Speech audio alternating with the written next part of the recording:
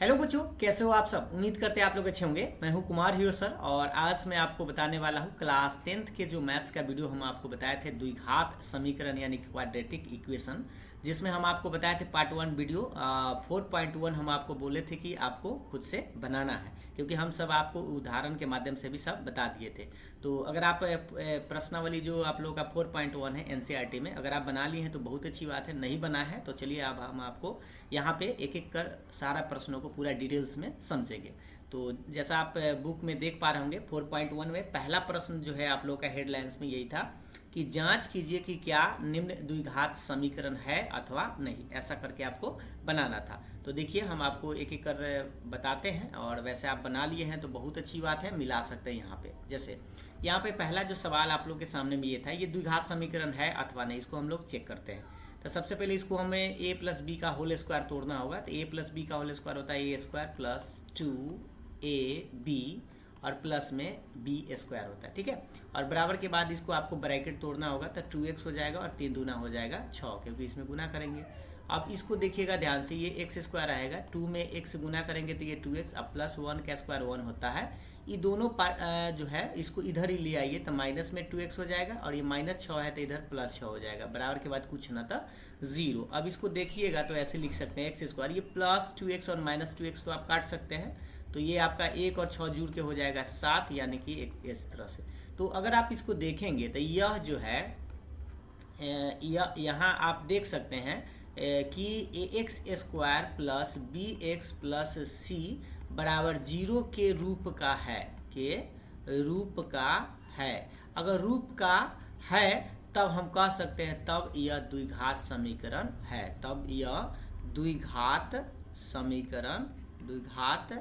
समीकरण है। इतना आपको लिखना है, ठीक है। अगर ये जैसे आप इस सवाल को देख पा रहे होंगे कि इस तरह से आपको नजर आ रहा है, ये इस फॉर्म पर अगर है तो समझिए ये द्विघात समीकरण है। अब आप सोच रहे होंगे सर ये ऐसा तो हमें नहीं लगता है कि इस फॉर्म पर है। तो देखिए थोड़ा सा हम आपको बता देते हैं, इसको ऐसे भी लिखा जा सकता है, प्लस में 0 इंटू एक्स और प्लस में 7 बराबर 0।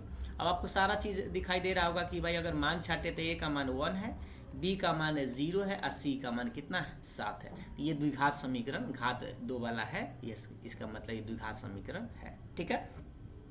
अब हम आपको दूसरा नंबर प्रश्न पर ले चलते हैं। दूसरा सवाल आप लोग के सामने ये है, चलिए इसको देखते हैं। तो ये एक्स स्क्वायर माइनस में 2x, इसको गुना करेंगे तो ये माइनस में 6 हो जाएगा और ये माइनस माइनस प्लस 2 में x था 2x, इस तरह से हम इसको गुना कर दिए। आप एक तरफ लाइए तो एक्स स्क्वायर, ये माइनस में 2x इधर है, ये प्लस 2x है इधर आएगा तो माइनस 2x प्लस 6 इधर हो जाएगा उधर, क्योंकि माइनस में 6 था, ठीक है। अब इसको थोड़ा सा देखिए, एक्स स्क्वायर ये माइनस माइनस हो जाएगा, माइनस में ही रहेगा, -2 - 4x हो जाएगा, प्लस में 6 बराबर 0। तो ये भी आप देख सकते हैं कि ये भी आपका ये x square plus b x plus c बराबर 0 के रूप का है, के रूप का है, अतः यह द्विघात समीकरण है, अतः यह द्विघात समीकरण है।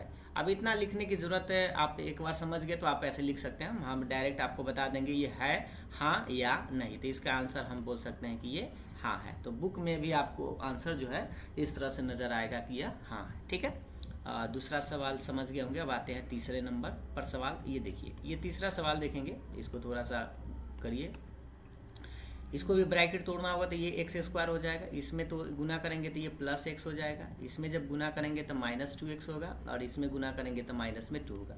सेम उसी तरह से इसमें गुना करिएगा तो ये एक्स स्क्वायर होगा, इसमें गुना करेंगे तो प्लस में 3x और इधर से गुना करेंगे तो -x और ये आपका हो जाएगा -3, ठीक है। ब्रैकेट तोड़ सकते हैं। अब आप चाहे तो एक्स स्क्वायर से एक्स स्क्वायर को काट सकते हैं, क्योंकि दोनों प्लस में ही है, दोनों साइड इधर आएगा तो माइनस में हो जाएगा, कट जाएगा। अब इसको थोड़ा सा जोड़िए तो ये -x -2 और इधर जोड़ देंगे, घटा देंगे, 3 में से 1 घटेगा तो 2x हो जाएगा, क्योंकि ये देख सकते हैं माइनस में 3 रहेगा। अब इधर ले आइए सबको तो -x, ये -2 इधर आएगा तो -2x हो जाएगा, ये -2 पहले से है, ये प्लस में 3 हो जाएगा, बराबर के बाद कुछ नहीं तो 0, क्योंकि हम ये दोनों टर्म को लेफ्ट साइड ले आए हैं। अब आप देखेंगे तो माइनस में 3x और ये प्लस में 1 बराबर 0 आ गया। अब ये देखिएगा, इसको राइट साइड ले जाते हैं, -3 है तो +3 हो जाएगा, +1 है तो -1 बराबर 0, ऐसे भी लिख सकते हैं इसको। तो ये आप देख सकते हैं कि इसमें एक्स स्क्वायर वाला जो टर्म है वह गायब हो चुका है, क्योंकि एक्स स्क्वायर तो है नहीं। तो इस तरह से कहेंगे ये द्विघात समीकरण के रूप का नहीं है। आप ऐसे लिख दीजिएगा पूरा इस तरह से कि यह इतना के रूप का नहीं है, अतः यह द्विघात समीकरण नहीं है। ठीक है, अगर आप ऐसे लिखना चाहें, नहीं तो हाँ या ना में आंसर दे सकते हैं। उसके बाद अगले नंबर प्रश्न पर चलते हैं। 4 नंबर देखेंगे। 4 नंबर में आपको इस तरह से गुना करना है, तो ये 2x² हो जाएगा। इसको जब गुना करेंगे तब +x हो जाएगा। इसको गुना करिए -3 में 2x है तो माइनस में 6x, और -3 में +1 से तो माइनस में 3 ही रहेगा। बराबर के बाद देखेंगे x में x है तो x² हो जाएगा। x में 5 से गुना करेंगे तो ये 5x हो जाएगा। ठीक है, अब आप देखिए सबको इधर ही ले आइए। ये 2x², ये इसको पहले घटा लीजिए तो ये माइनस में 5x हो जाएगा, -3, और बराबर के बाद आपका x² + 5x 10 के 10। अब लेफ्ट साइड ले आते हैं उसको भी, तो ले आते हैं तो देखिए 2x², ये -x² इधर आएगा, ये वाला माइनस में इधर हो जाएगा, और माइनस में 5x पहले से है, ये 5x इधर आएगा तो फिर माइनस में 5x हो जाएगा, -3 पहले से है, बराबर के बाद 0। अब इससे आप थोड़ा सा जोड़ घटाव कर लीजिए, तो 2 गो में से एगो घटेगा तो ये एगो आ जाएगा, -5 हो जाता है -10, और -3 बराबर 0। तो ये भी द्विघात समीकरण के रूप का है, नज़र आ रहा होगा। तो ये भी आप हाँ में आंसर देंगे, और अगर चाहे तो उतना लिख सकते हैं। ठीक है, अगले नंबर प्रश्न को देखते हैं। इसको भी आपका 5 नंबर, इसको गुना करिए। इधर से गुना करेंगे तो ये 2x² हो जाएगा, 2x में x है। इसको गुना करेंगे 2x में -3 से तो माइनस में 6x हो जाएगा। ये -1 में x है तो -x, ये गुना करेंगे माइनस माइनस प्लस, 1 में 3 से तो 3। अब इधर भी राइट साइड आप ब्रैकेट तोड़िए, तो x में x है तो x², x में -1 से तो -x, ये 5 में x है तो ये 5x हो जाएगा, और 5 में -1 से तो -5। अब देखिए घटा के एक बार पहले लिख लीजिए, 2x² -6 - x कितना होता है, माइनस में 7x, प्लस में 3, बराबर के बाद उसी तरह से इधर भी कर लीजिए, प्लस में 4 हो जाएगा, और माइनस में 5, क्योंकि 5 में से 1 घटा लिए। अब लेफ्ट साइड लाते हैं सबको, तो ये 2x² है, ये +x² इधर आएगा तो -x² हो जाएगा, माइनस में 7 पहले से है, ये प्लस में 7 है तो इधर आएगा तो -4 हो जाएगा, क्योंकि 4 था, और प्लस में 3 इधर है, और माइनस में 5 उधर जो है इधर आएगा तो +5 हो जाएगा, बराबर के बाद 0। अब इसको घटा दीजिए, 2 में से एगो घटाएंगे तो एगो x² बचेगा, और ये माइनस में 11x रहेगा, और 5 3 हो जाएगा 8 बराबर 0। तो ये भी आप देख सकते हैं कि ये द्विघात समीकरण आपको नज़र आ रहा है, तो ये भी आपका आंसर आएगा हाँ। ठीक है, तो 5वां नंबर सवाल का भी आंसर क्या होना चाहिए, हाँ में आपका आंसर होना चाहिए। तो अभी तक आप समझ गए हैं, एक ही जो है आप लोग का नहीं था। अब चलिए अब 6ठा नंबर सवाल देखते हैं। 6ठा, इसको बनाते हैं। सबसे पहले ये देख पा रहे होंगे, ये x² सीधा है, प्लस में 3x + 1, ये तो टूटा हुआ है, मतलब इसको सोल्व नहीं करना है, इसको सोल्व करना है। x - 2 का होल स्क्वायर तोड़े तो a - b का होल स्क्वायर, तो a² - 2ab, और प्लस में होता है b का स्क्वायर। ठीक है, अब यहाँ से भी देख सकते हैं कि x² कट जा रहा है, तो ये बचेगा 3x + 1, इधर आएगा 2 दूनी -4, प्लस 2 का स्क्वायर होता है 4। अब लेफ्ट साइड ले आइए, तो 3x - 4 इधर आएगा तो +4 हो जाएगा, +1, और ये -4 क्योंकि उधर +4 था, बराबर के बाद 0। अब इसको जोड़ दीजिए तो 4 3 7 हो जाएगा, माइनस में 3 बराबर 0। अब आप देख सकते हैं कि इसमें x² वाला टर्म ही गायब है, तो ये द्विघात समीकरण के रूप का नहीं है। ठीक है, इसमें कोई दिक्कत नहीं होना चाहिए, क्योंकि ये द्विघात समीकरण नहीं है। ठीक है, अब अगला सवाल देखेंगे, इसको थोड़ा सा ध्यान दीजिएगा। a + b के पावर कितना है, 3 है, यानी a + b का होल क्यूब तोड़ना है, तो a³ प्लस में होता है 3a² b + 3ab² प्लस में होता है b³, बराबर के बाद इसको थोड़ा सा इधर गुना करेंगे तो ये बनेगा 2x में x² से, तो 2x³ माइनस 2x में -1 से गुना करेंगे तो माइनस में 2x आएगा। ठीक है, अब यहाँ पर ये ध्यान देना है कि ये जो हम फार्मूला लगाए हैं, थोड़ा सा हम आपको फार्मूला भी बता देते हैं, अगर आपको न याद हो तो यहाँ पर समझ लीजिए। a + b के पावर होल क्यूब होता है a³ + 3a² b + 3ab² plus में b³। ठीक है, b³ को आप पहले भी लिख सकते हैं, उससे कोई दिक्कत नहीं है। तो फिलहाल यहाँ पर हम वही लगाए हैं। अब आप देख लीजिए x³, इसको गुना करेंगे तो ये हो जाएगा 3 दूना 6x², और इसको जब गुना करेंगे तो ये 2 के स्क्वायर 4, 4 3 12x हो जाएगा, और 2 के क्यूब कितना होता है 8, बराबर के बाद ये आपका 2x³ माइनस में 2x रहेगा। अब आप थोड़ा सा ध्यान से देखेंगे तो सबको इधर लाते हैं, तो ये x³ पहले बड़ा वाला टर्म इधर है तो माइनस में 2x³ हो जाएगा, प्लस में 6x² तो रहेगा, प्लस में 12x, ये -2x है इधर आएगा तो प्लस 2x, 8 तो इधर है, बराबर के बाद कुछ ना था 0। ठीक है, अभी थोड़ा सा ध्यान से देखिए तो एगो x³ में से -2 घटेगा, मतलब 2 घटेगा तो ये माइनस में x³ बच जाएगा, प्लस में 6x², 12 2 होता है 14x और प्लस में 8 बराबर 0। अब आप यहाँ पे देख पा रहे होंगे कि ये जो आंसर आया इसमें देखिएगा तो पावर कितना वाला आ गया, 3 वाला आ गया, जो कि द्विघात नहीं है, ये त्रिघात है, क्योंकि पावर में कितना आ गया है 3। तो इसको भी आप आंसर में अगर देखेंगे तो इसका आंसर क्या होगा, नहीं। ठीक है, ये भी आपका द्विघात समीकरण नहीं है।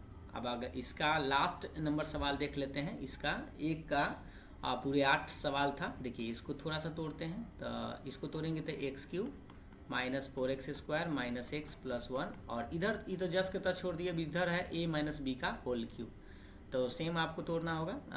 a³ माइनस में 3a² b + 3ab², और उसके बाद होता है माइनस में b³, यानी ये फार्मूला आपको लगाना होगा। ठीक है, तो ये फार्मूला बस आपको याद होना चाहिए। अब देख सकते हैं x³ से x³ तो आपका कट ही जाएगा, तो माइनस में 4x² -x + 1, और बराबर के बाद इधर देख लीजिए -3 दूनी 6x², प्लस में 4 3 12x, माइनस में 8 हो जाएगा। ठीक है, अब इधर लाइए, तो जब इधर लाएंगे तो गौर से देखिएगा, ये माइनस में 4x², ये प्लस में जो 6 हो जाएगा, क्योंकि -6 है तो इधर आके +6 हो जाएगा, -x पहले से है, ये 12 प्लस में था, इधर आएगा तो -12 हो जाएगा, प्लस 1 इधर है, -8 है से +8 हो जाएगा, बराबर के बाद कुछ न था 0। ठीक है, अब इसको जोड़ घटाव कर लीजिए, तो ये 2x², क्योंकि 6 में से 2 घटा लेंगे, थोड़ा सा कलर चेंज कर लेते हैं, इसमें से इसको घटाएंगे, और ये हो जाएगा आपका माइनस में 13x, और प्लस 8 है, एक होता है 9 बराबर 0। तो ये भी देख सकते हैं कि ये द्विघात समीकरण के रूप का नज़र आ रहा होगा, तो इस तरह से कहेंगे ये द्विघात समीकरण है। ठीक है, तो ये आप हाँ में आंसर दीजिएगा। ठीक है, अब हम आपको ले चलते हैं अगले नंबर प्रश्न के तरफ। आप देख सकते हैं अगला नंबर प्रश्न आप लोग के सामने में, देखिए अगला नंबर प्रश्न ये है कि निम्न स्थितियों को द्विघात समीकरणों के रूप में आपको निरूपित करना है। ठीक है, ये इस तरह के प्रश्न भी हम आपको पार्ट 1 वाले वीडियो में बताए थे। तो चलिए इसको देखते हैं। सबसे पहले आपको करना क्या होगा, सवाल को पहले पढ़ना होगा 2 बार। एक आयताकार भूखंड है का क्षेत्रफल दिए हुए है 528 मीटर स्क्वायर। ठीक है, इसको आप ऐसे समझ सकते हैं, मीटर स्क्वायर। क्षेत्र की लंबाई मीटरों में, चौड़ाई के दुगुना से 1 अधिक है। ये आपका सेट समीकरण है। हमें भूखंड की लंबाई और चौड़ाई ज्ञात करनी है। तो बस आपको द्विघात समीकरण के रूप में इसको लिख देना है, लिख के आपको छोड़ देना है, उसको पूरा सोल्व नहीं करना है। तो सबसे पहले हम क्या करते हैं, एक आयत सपोज कर लेते हैं, ये आपका एक आयत है। ठीक है, तो ये आपका लंबाई है और ये आपका चौड़ाई है। तो यहाँ पर आप क्या करिएगा, सबसे पहले मान लीजिएगा कि माना कि भूखंड, ये जो भूखंड है, भूखंड की चौड़ाई हम मान लेते हैं, भूखंड की चौड़ाई बराबर x मीटर। ठीक है, क्योंकि चौड़ाई छोटा होता है, लंबाई बड़ा होता है, तो इसीलिए इसका जो लंबाई हो जाएगा, इसका लंबाई क्या है से थोड़ा सा सवाल से पढ़िएगा। यहाँ से देखिए, इसका जो लंबाई है चौड़ाई के दुगुने, तो पहले हम चौड़ाई कितना था, x था, उसको दुगुना कर दिए, मतलब दुगुने से कितना ज़्यादा है, 1 ज़्यादा है, तो इसमें 1 आपको बढ़ा देना है, तो लंबाई जो हो जाएगा 2x + 1 मीटर हो जाएगा। ठीक है, अब प्रश्न से देखेंगे इसका क्या कह रहा था, प्रश्न से कि इसका क्षेत्रफल दिए हुए था, भूखंड का क्षेत्रफल कितना दिए हुए था, भूखंड का क्षेत्रफल दिए हुए था 528 मीटर स्क्वायर। अब भूखंड का क्षेत्रफल एक आयताकार है, इसीलिए ये लंबाई गुने चौड़ाई हो जाएगा, बराबर में 528 मीटर स्क्वायर। लंबाई का मान आप देखेंगे तो आपको नजर आ रहा होगा x मीटर गुना, और चौड़ाई का मान है 2x + 1 मीटर। ठीक है, बराबर के बाद 528 मीटर स्क्वायर। अब आप देखिएगा तो मीटर से मीटर तो बेचारा दोनों हट जाए कि इधर मीटर स्क्वायर हो जाएगा। अब इसको थोड़ा सा गुना कर लीजिए, x में 2x है तो 2x² क्योंकि x है, और x में 1 से तो x हो जाएगा, बराबर के बाद जो 528 है इधर ले आएंगे तो माइनस में 528 बराबर कुछ ना था 0। तो ये आपका आंसर हो गया, ये है आपका द्विघात समीकरण के रूप का आंसर। अगर आप देखेंगे तो आपका इतना आंसर होगा। ठीक है। अब इससे अगर सोल्व करने के लिए कहता कि लंबाई और चौड़ाई निकालिए, तो इसको हम फैक्टर करते या द्विघात सूत्र जो हम आपको आगे बताएंगे, उससे आपको हल करके x का मान निकाल के आप दोनों में रख सकते थे। यहाँ पे चौड़ाई में रख देना है और लंबाई में रख देंगे तो आपका लंबाई और चौड़ाई निकल जाएगा। लेकिन यहाँ पर आपको निकालना नहीं है, बस आपको समीकरण बनाकर ही छोड़ देना है, जो कि आप देखेंगे तो आपका आंसर इतने ही में रहेगा। ठीक है, अगले नंबर प्रश्न पर आते हैं। ये आपका नेक्स्ट नंबर प्रश्न है। दो क्रमागत धनात्मक पूर्णांकों का गुणनफल डैश है। अब गुणनफल ही गायब है, तो इसीलिए हम गुणनफल आपको थोड़ा सा बुक में से देखकर आपको बता देते हैं, क्योंकि इसमें हमें लगता है मिस हो गया है। ठीक है, तो इसका जो गुणनफल है वह है 306। यहाँ पे हम आपको लिख देते हैं 306 है। ठीक है, तो हमें पूर्णांक को ज्ञात करना है। तो सबसे पहले आप ध्यान से देखिएगा, ये क्या है। ऐसा प्रश्न भी हम आपको बताए थे कि इसमें आप क्या करिएगा, माना कि दो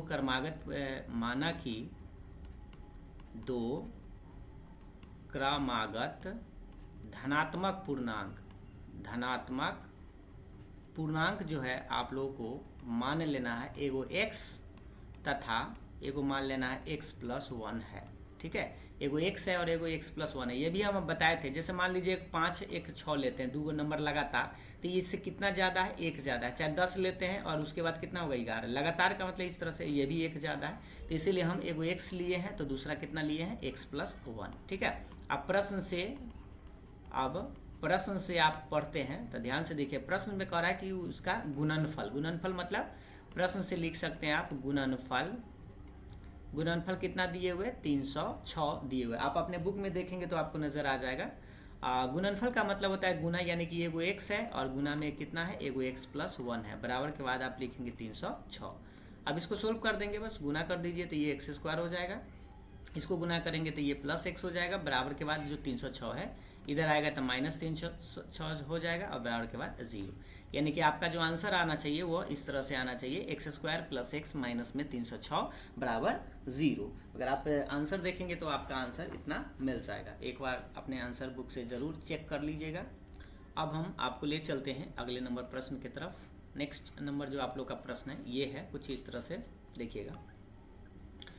तीसरा प्रश्न इसी का, रोहन की माँ उससे 26 वर्ष बड़ी है। ठीक है, उनकी आयु वर्षों में का गुणनफल अब से 3 वर्ष पश्चात 360 हो जाएगी। हमें रोहन की वर्तमान आयु ज्ञात करनी है।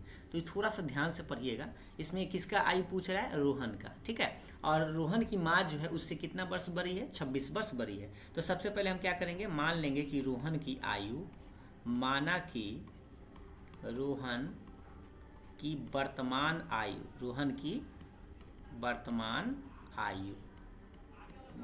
आयु जो है इसका मान लेते हैं x वर्ष। कितना है, x वर्ष। ठीक है, x वर्ष। जैसे ही हम इसका x वर्ष मानेंगे, थोड़ा सा कलर चेंज कर लेते हैं, कलर हाँ, देखिए अगर x वर्ष है तो उसकी माता रोहन, इसीलिए तो रोहन की माँ की उम्र क्या हो जाएगा, माँ की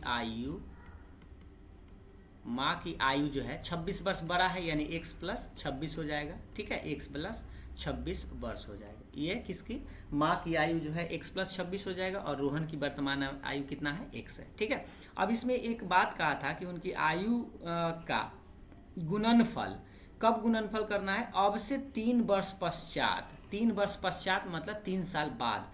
तो अब आप पहले लिखेंगे कि 3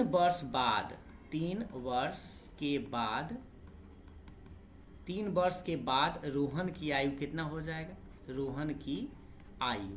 तो सोचिए, पहले अभी से अगर आप देखेंगे तो x था, और 3 वर्ष बाद मतलब पश्चात होता है, तो 3 साल तो बढ़ जाएगा, तो x+3 वर्ष हो जाएगा।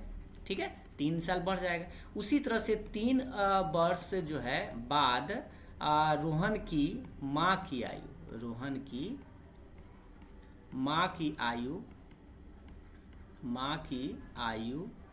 कितना हो जाएगा, पहले से x+26 है, यानी x+26 तो है, इसमें फिर 3 साल बढ़ जाएगी। तो इस तरह से आपका हो जाएगा रोहन की माँ की आयु कितना, आप कह सकते हैं x+29 वर्ष। ठीक है, x+29 वर्ष। अब आप प्रश्न से देखेंगे तो अब जो है 3 वर्ष के पश्चात गुणनफल दिए हुए, 3 वर्ष बाद जो है उसका गुणनफल कितना है 360 है। कितना है 360 है। तो अब हम क्या करेंगे, इसको लिखेंगे प्रश्न से, दोनों को गुना करिए तो प्रश्न से लिखेगा x प्लस में 3, एगो x प्लस 3 है क्योंकि 3 वर्ष बाद ये रोहन की आयु इतना है और रोहन की माँ की आयु कितना है x प्लस 29। तो गुना करिएगा x प्लस 29 और बराबर के बाद कितना लिखेगा 360। अब इसी को थोड़ा सा आपको सोल्व करना पड़ेगा जो कि आपका आंसर इस तरह से आ जाएगा। ठीक है, चलिए सोल्व करके बताते हैं। तो इसको सबसे पहले हमें ब्रैकेट तोड़ना होगा। तो देखिए पहले x में 1 से गुना करेंगे तो हमें x स्क्वायर मिलेगा, प्लस x में 29 से गुना करेंगे तो 29x, प्लस 3 में 1 से गुना करेंगे तो 3x, और प्लस 29 तिहाई कितना होता है 87, ये आपका हो जाएगा बराबर के बाद 360। या इधर ही ले आइए इसको, 360 जो है इसको इधर ही ले आते हैं तो ये माइनस में 360 बराबर कुछ न था 0। ठीक है, अब इसको थोड़ा सा आगे बढ़ाते हैं। तो इसको जब हम क्या है भाई, इसको हटा देते हैं। देखिए इसको जब आगे बढ़ाएंगे तो इसको थोड़ा सा सोचिए, ये 29 और 3 हो जाएगा आपका 9 3 12 32x हो जाएगा, और 87 में से 360 घटेगा नहीं, इसलिए 360 में से आप 360 में से आपको 87 घटा लेना है। तो 10 में से 7 गया 3, और ये आपका हो जाएगा 15 में से 8 गया 7, ये 273 आपका बचेगा जो कि माइनस में, तो माइनस में 273 बराबर के बाद 0, और यही आपका आंसर है। क्योंकि अब इसको आगे बढ़ाने की ज़रूरत नहीं है। अब जब सोल्व करेंगे x का मान निकालना सीखेंगे उस टाइम जो है इसको आप सोल्व कर सकते हैं। उससे आप रोहन की वर्तमान आयु और माँ की वर्तमान आयु भी निकाल सकते हैं। ठीक है, तो ये था आपका आंसर क्वेश्चन नंबर 3 का। अब हम आपको ले चलते हैं आज के लास्ट सवाल पर। ये आपका लास्ट सवाल ही है, जैसे यहाँ पर आप देख सकते हैं। थोड़ा सा इसको हम आपको समझाते हैं पूरा डिटेल्स में, इसको थोड़ा सा पढ़ लीजिए एक बार। देखिए सवाल को थोड़ा सा पढ़िए पहले 2 बार। एक रेलगाड़ी 480 किलोमीटर की दूरी समान चाल से तय करती है। यानी कि कोई रेलगाड़ी जो है वह मान लीजिए यहाँ से यहाँ दूर है, ये ठीक है, ये दूर आप सपोज करिए कितना किलोमीटर है 480 किलोमीटर है। ए से लेके बी तक जाती है, तो पूरा दूरी तो आपको पता चल गया कि 480 किलोमीटर है। यदि इसकी चाल 8 किलोमीटर पर आवर कम होती, मतलब चाल जो है मान लीजिए समान चाल से जा रहा है लेकिन हो सकता है बीच में कम भी कर दे, तो अगर 8 किलोमीटर कम स्पीड से जाता है तो वह उसी दूरी को, मतलब दूरी कितना 480 किलोमीटर को ही तय करने में 3 घंटे अधिक लेती, मतलब ज़्यादा समय लेता। भाई चाल, कोई भी आदमी चाल अगर अपना कम कर देगा तो आराम से चलेगा तो थोड़ा लेट पहुंचेगा, और गाड़ी की भी स्पीड अगर थोड़ा कम कर दिया जाए तो लेट पहुंचेगा। कितना घंटा लेट 3 घंटा। तो हमें रेलगाड़ी की चाल ज्ञात करनी है। तो सबसे पहले 2 स्थिति यहाँ पर बनता है। एक तो मान लीजिए कि सीधा सामान्य चाल x किलोमीटर हो गया, और एक बार 8 जब कम करेगा तो x - 8 हो जाएगा। दो स्थिति बनता है। तो सबसे पहले हम क्या करेंगे, मानेंगे पहली स्थिति में। ठीक है, पहली स्थिति में हम मान लेते हैं कि माना कि रेलगाड़ी की सामान्य चाल, रेलगाड़ी की सामान्य चाल, ठीक है, क्योंकि बढ़ाया घटाया भी है तो इसीलिए हम क्या मानते हैं सामान्य चाल x किलोमीटर पर आवर। ठीक है, यानी कि सामान्य चाल इसका कितना है x किलोमीटर पर आवर है। और इसीलिए जब निकालेंगे, जैसे इसको सामान्य चाल को सीधा चाल भी कह सकते हैं। चलिए बात एक ही है, सामान्य चाल या चाल। रेलगाड़ी की चाल सबसे पहले हम, क्योंकि पहली स्थिति में लिख दिया है x किलोमीटर पर आवर, इसमें तो कोई दिक्कत नहीं है। अब आप बताइए कि दूरी बराबर क्या होता है। दूरी बराबर आप जानते हैं चाल गुने समय होता है। ठीक है, इससे हमें समय निकालना है, तो इसीलिए हम क्या करेंगे समय निकाल लेते हैं। तो समय बराबर हो जाएगा दूरी बटे चाल। ठीक है, और दूरी हमें पता है 480 किलोमीटर गया है, और चाल जो है अभी हमारा x किलोमीटर पर आवर है, यानी कि x इतना घंटा हो जाएगा। ये आपका समीकरण 1 हो गया। ठीक, समय हमें निकल गया कितना, पहला समय हमें लगा 480 बटा x घंटा। दूसरी स्थिति में, मतलब चाल जब हम कम कर देंगे तो दूसरी स्थिति यहाँ पर बनता है, दूसरी स्थिति, इसलिए 2 स्थिति कर दी है ताकि आपको समझ में आए कि पहला में सामान्य चाल से गया है, मतलब कि जनरल स्पीड से गया, उसके बाद स्पीड जो है कम कर दिया है। तो दूसरी स्थिति में जो है रेलगाड़ी की चाल कितना हो जाएगा, रेलगाड़ी की चाल तो रेलगाड़ी की चाल कितना हो जाएगा x माइनस 8। क्यों? क्योंकि 8 किलोमीटर पर आवर जो है वह कम कर दिया है। आप लिख सकते हैं 8 किलोमीटर पर आवर कम करने पर रेलगाड़ी की चाल कितना हो जाएगा x minus 8 kilometre per hour. अब इस टाइम भी उसी तरह से निकालेंगे हम दूरी बराबर क्या होता है? चाल गुने समय। ठीक है, चाल गुने समय। अब इससे हम समय निकाल लेते हैं, तो इससे हमारा जो समय आएगा फिर वही दूरी बटे चाल। तो दूरी कितना गया? दूरी तो उतना ही जाएगा 480, लेकिन इस बार चाल हमारा हो जाएगा x माइनस 8 इतना घंटा। तो सोचिए इसको समीकरण 2 आप थोड़ा देर के लिए मान लीजिए। तो गौर से देखिए, ये पहला स्थिति में हमें यह लग रहा था 400, थोड़ा सा कलर चेंज कर लेते हैं। पहला स्थिति में हमें लग रहा था 480 बटा x घंटा। दूसरा स्थिति में हमें लग रहा है 480 बटा x माइनस 8 घंटा। तो कह रहा है पहला स्थिति में हम आराम से जा रहे थे, दूसरा स्थिति और कम कर दिए। तो कम जब करेंगे तो हमें समय ज़्यादा लग रहा है। तो बताइए दोनों में किस में समय ज़्यादा लगेगा? बाद वाला में। तो आप प्रश्न से इसको आप लिखेंगे, थोड़ा सा इसको थोड़ा इधर ही लिख देते हैं। इसके लिए हमें पेज की ज़रूरत पड़ेगा। चलिए अब प्रश्न से इधर ही लिखते हैं। प्रश्न से अब आप बताइए कि किस में समय ज़्यादा लगेगा? बाद वाला में समय ज़्यादा लग रहा है, तो बाद वाला बड़ा हो गया और ये वाला कम है। तो हम ऐसे लिख देते हैं 480 बटा x माइनस 8 और 480 बटा x। अब सोच लीजिए कौन किस में समय ज़्यादा लग रहा है? तो पहला जो है वो कम समय लेता है, दूसरा वाला ज़्यादा समय लेता है। तो 480 बटा x माइनस 8 जो है वो ज़्यादा समय ले रहा है। तो इसी में से हम क्या करते हैं, 3 घटा लेते हैं ताकि अब दोनों समय बराबर हो जाए। ठीक है, 3 क्यों घटाएं? क्योंकि 3 घंटा। अब इसको हम चाहे तो ऐसे लिख सकते हैं 480 बटा x माइनस 8 और माइनस में 480 बटा x बराबर के बाद 3। अब इसको थोड़ा सा सोल्व करना होगा और सोल्व करके हम आंसर पर आएंगे। अब थोड़ा सा पेज यहीं पर हम आपको सोल्व कर देते हैं क्योंकि इसके बाद पेज है नहीं। तो देखिए इसको थोड़ा सा देखिएगा ध्यान से। 480 बटा x माइनस 8 और माइनस में है 480 बटा x बराबर के बाद कितना है? 3 है। इसको सोल्व कर देते हैं। ठीक है, जब सोल्व करेंगे तो इसका एलसीएम पहले आप लीजिएगा, था कितना आएगा? x माइनस 8 इंटू एक्स आ जाएगा। अभी इस गुना करेंगे तो ये 480x हो जाएगा, माइनस ही गुना करेंगे तो माइनस में 480x, माइनस माइनस प्लस हो जाएगा और 8 में इसे गुना करना होगा। ठीक है, तो 0 8 8 64 हासिल 6 और 8 चौक 32 और 6 हो जाएगा 38, यानी 3840। ठीक है, ये तो समझ में आ गया है। अब उसके बाद बराबर के बाद आपका 3 रहेगा। अब 480 से ही 480 तो कट ही सकता है, तो थोड़ा सा इस 3 से भी कट सकता था, या 480 हम कॉमन ही ले सकते थे। चलिए फिलहाल इसको आगे हम आपको बढ़ा देते हैं। ये 3840 और बटा में आपका कितना है? x स्क्वायर माइनस में 8x बराबर के बाद 3 से इसको काट ही दीजिए, ठीक रहेगा। 3 एकम 3, 3 दूनी 6, 2 बचेगा, 3 8 24, यानी 1280 आएगा। अब इसको थोड़ा सा इसके कितना आया? 1280 बटा में x स्क्वायर माइनस 8x बराबर के बाद 1 है। इसको तिरछा तिरछी गुना करिए तो x स्क्वायर माइनस 8x बराबर के बाद 1280। अब इसको एक तरफ ले आइए तो x square minus 8x minus में 1280 बराबर के बाद 0। ये आपका आंसर है। अब जहाँ पर आपको ये चाहे तो लिख सकते हैं, यही आपका फाइनल आंसर है कि जहाँ x जो है वो क्या है? चाल है। किसका चाल है? रेलगाड़ी की चाल है। यहाँ अगर मान लीजिए बुक में अगर आप आंसर देखेंगे तो वो u के रूप में लिखे हुए होगा, तो आप टेंशन ना लेंगे क्योंकि चाल हम x में माने थे, तो आप चाल अगर u में मानिएगा तो आपका u में आएगा, y के रूप में चाल मानिएगा तो y के रूप में आंसर आएगा। ठीक है, तो ये आपका आंसर है फाइनल।